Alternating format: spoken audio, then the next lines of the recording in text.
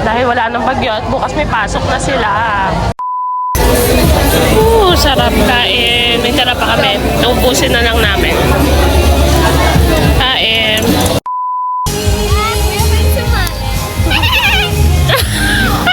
Buisit. Sino? Dali, dadaan ka. Dadaan ka muna. Daan. Natural lang. Yeah. Love! Ito masakit.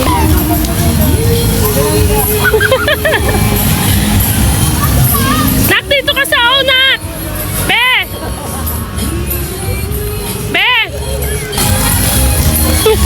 Kulit to. Abasa kayo dyan.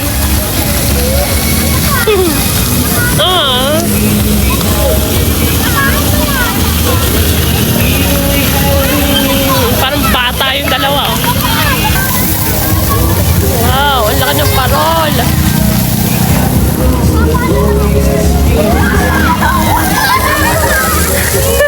Ay, hindi ko nakuhaan. Yan na.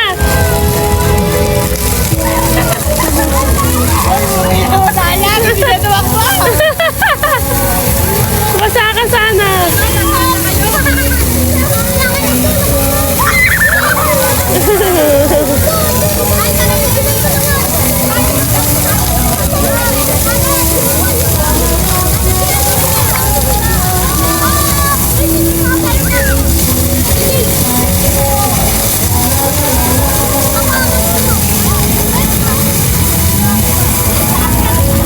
Takbo na!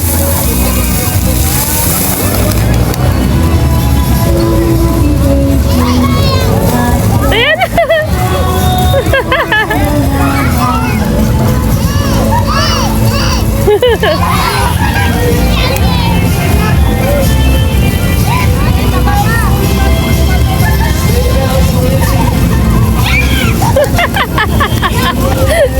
Hoy, madulas ka dyan, ha? Hindi ka na.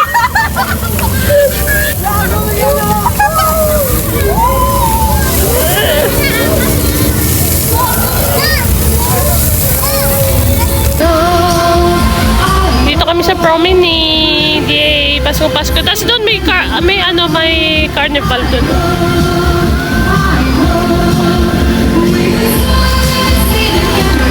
Parang ang lungkot ng dito.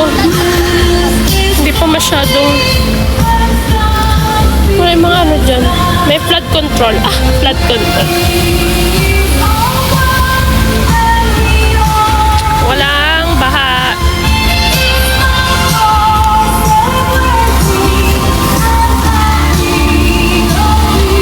Butterfly. Tomorrow.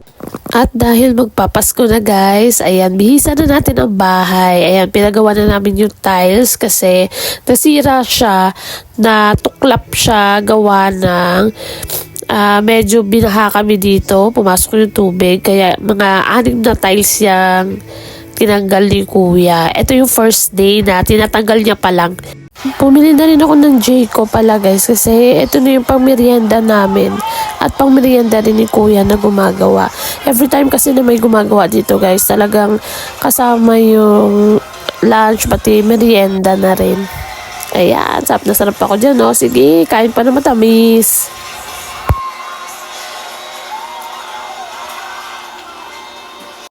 Tomorrow. Morning feast natin. 5:31 pa lang guys. And magkakape na muna tayo. Meron pa akong pandesal dyan. Yun na muna yung kainin natin. Wait lang. Ito tayo. Ito yung gamitin natin. Sugar free na creamy white. Sugar free daw siya. Stevia. Yung kanyang sugar. Tapos may pandesal pa ako dyan, tira kahapon. Pwede pa yan. Tipid lang, me. Tutuwa ako sa ngipin ko. Kasi may space yan dyan eh. Ay, yung ngipin ko guys, kulang to. Kulang siya ng dapat daw kasi 16. Yun sa akin, parang 14 lang yata. Tapos kulang din yung harap. Bali, kung sa normal, 4 yung nasa harap, di ba? 4 na ano, yan. 1, 2, 3. Oo, 4. Bago magpangil. Ito yung pangil ko. Ayan. Ito isa, tapos ito isa. Ngayon, dapat 4 yan dyan. Yung sa akin, 3 lang. Tapos, may space pa siya dyan.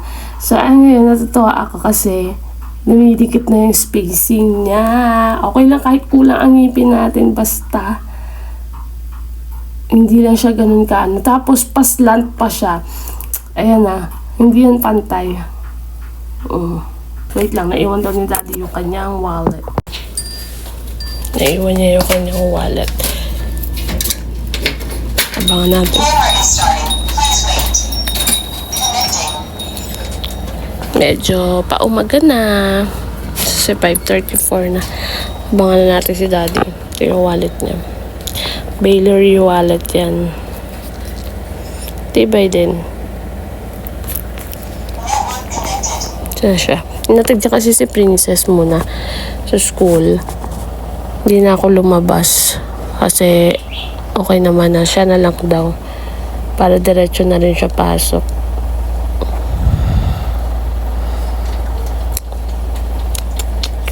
Wait. Ito na yata siya.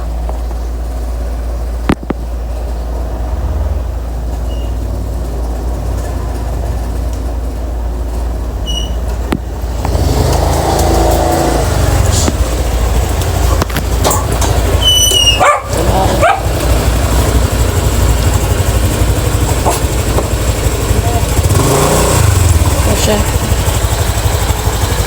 Oops.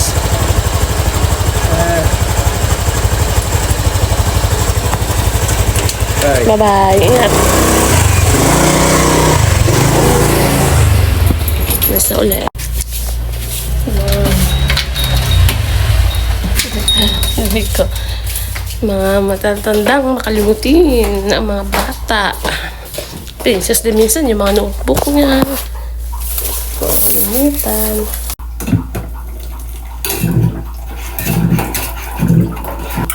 Aga ako nakatulog kagabi. Sobrang pagod ko. Kasi kahapon nga nag-start yung paayos natin doon. Tapos, nung nakaraang araw, nagligpit ako dito kasi yung ref, binenta ko na, pinajunk shop ko na guys. Kasi sira naman na siya. So, medyo, sabi ko nga ngayon, namimiss ko yung ref. Kasi 16 years namin kasama yun. Simula nung pinanganak ko si Princess, siguro mga 2 weeks. 2 weeks pa lang si Princess, naisip ko na bumili ng ref kasi yung magbabantay para hindi kami labas ng labas, para may stock kami ng pagkain. So, bumili ako ng ref na yun. Tapos, nasira siya last year. Diba? Imaginein mo, ilang years na siya noon, 15 years. So, last year siya nasira. Tapos, ang ginawa namin, tinambakan ko lang ng mga supplies, yung mga baon-baon ni Princess, ganyan. Pero sabi ko, space, ang ano na, kasi nga, hindi naman na siya gumagana. So, sabi ko, magbabawas-bawas na tayo ng gamit kasi para welcome na tayo ng mga bago. Pero, matagal pa yun guys, matagal pa tayo makakabili ng bago siguro. Hindi pa siya ngayon ang priority, may mga priority pa tayong iba. So, ang gagawin ko na lang muna, dito sa side na to, bibili ako nung organizer rack para may ilagay ko tong mailagay ko tong mga gamit dito sa gilid. Yung ano tawag dito?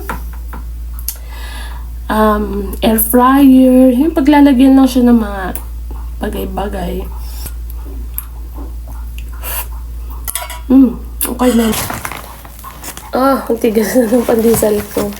Sasawsaw lang natin siya sa kape para lumambot. Kaya naman na siya kainin eh. Kaya naman na siya ng aking ngipin. Hindi na siya ganun kasakit ngayon kasi mag-1 month na siya.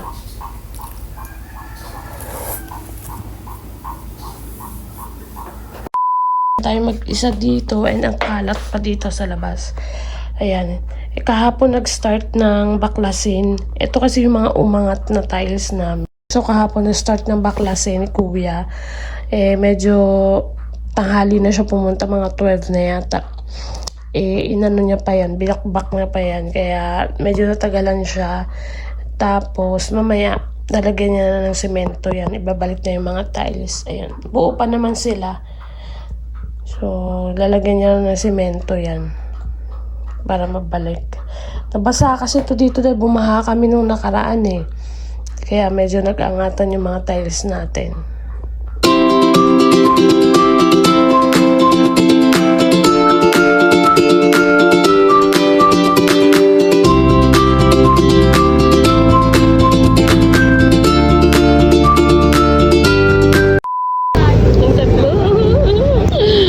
Ayoko sumakay talaga, promise. Ayoko dyan.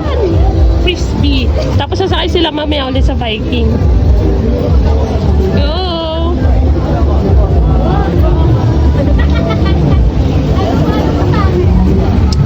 Dito kami guys sa Peria sa Dasma. Ay, may open din pala dito. Yung nakaano ko. Kasi naampun. Yan sila. Ako ayoko. Balas.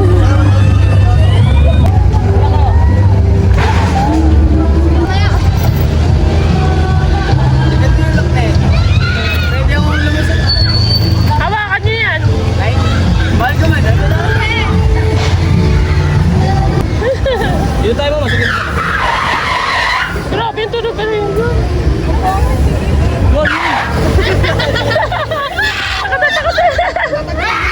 Wala pala.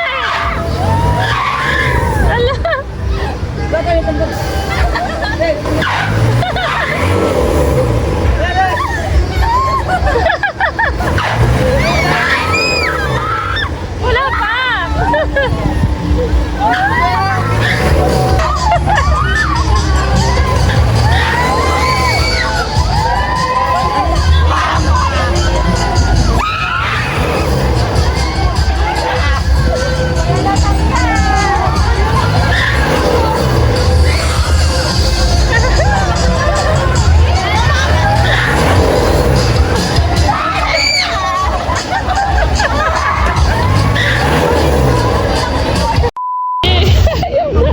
Pag-ride lang.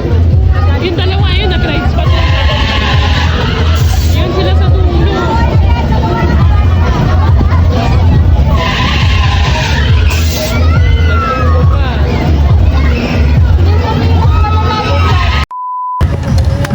Kumain kami dito sa Silog-Silog. Silog-Silogan. Yung akin ay Tapsilog, kaya na Tapsilog. Ubus na. Tapos na kami kumain Kay Ralph, Sisig-Silog. Tapos sa kanya, hindi pa siya tapos kumain. Dito pa rin kami guys sa loob ng Peria. Makain lang. Na-update ko guys. Ayan, okay na. Nakabit na siya. Wala naman damage kasi yung tiles, kaya naibalik lang siya. Ano tawag doon? Nire-applyan lang ng semento. Kaya ayan. Pero ayan, medyo basa-basa pa siguro ang loob. Pero at least hindi na siya tumutunog. Hindi pa siya malinis kasi nga hindi pa ako masyadong nakakapaglinis. Bukas pag nailipat ko na yung sofa, ayusin na natin yung lahat ng mga bagay-bagay dyan sa mundo. Dito na kami sa bahay, galing kami Peria. Tapos yan, si Princess di pa rin tapos nangain. Bumili na naman siya ng ice cream. Ayan. Pandemic era. Ang ice cream na binili ay cookies and cream, double Dutch.